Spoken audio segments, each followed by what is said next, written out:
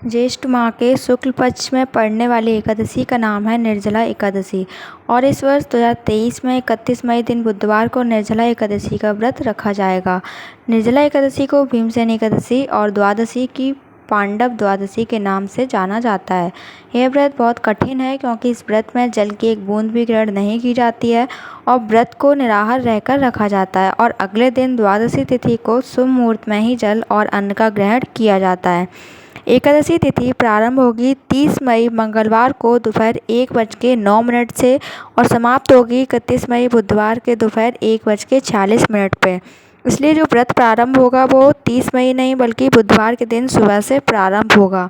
और यदि आप जल का त्याग करना चाहते हैं तो 30 मई मंगलवार की रात 12 बजे से आपको जल का त्याग करना चाहिए क्योंकि पूरे 24 घंटों तक ये व्रत रखा जाता है।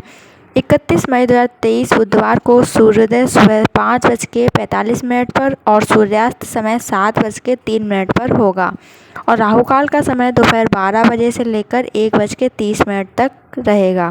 आपको ध्यान रखना है कि मंगलवार के दिन केवल दसवीं तिथियों के नियमों का पालन करना है और बुधवार को उपवास रखकर गुरुवार के दिन एकादशी व्रत का पालना करना है अथवा व्रत खोलना है। द्वादशी तिथि प्रारंभ होगी 31 मई दोपहर 1:47 पर और समाप्त होगी 1 जून गुरुवार के दोपहर 1:39 पर। हरिवासर का जो समय है वो भी बुधवार के दिन शाम तक समाप्त हो जाएगा।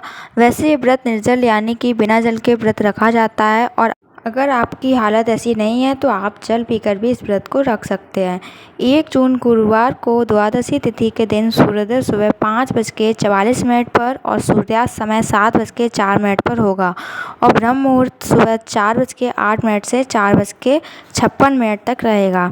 और आप इस व्रत को 1 जून 2023 गुरुवार के दिन सुबह 5:45 से 9:30 तक व्रत का पालना कर सकते हैं और व्रत खोल सकते हैं। निर्जला एकादशी के दिन भरपूर मात्रा में जल का दान किया जाता है। इस दिन आप जल के अलावा मीठे शरबत का, फलों के जूस का भी दान कर सकते हैं और इसके साथ ही पानी से भरे घड़े दान, सुराही का दान कर सकते हैं और आप अपनी सामर्थ्य के अनुसार मौसमी फलों का, वस्त्र और कुछ दक्षिणा के साथ ज़रूरतमंद व्यक्तियों को दान में दे सकते हैं।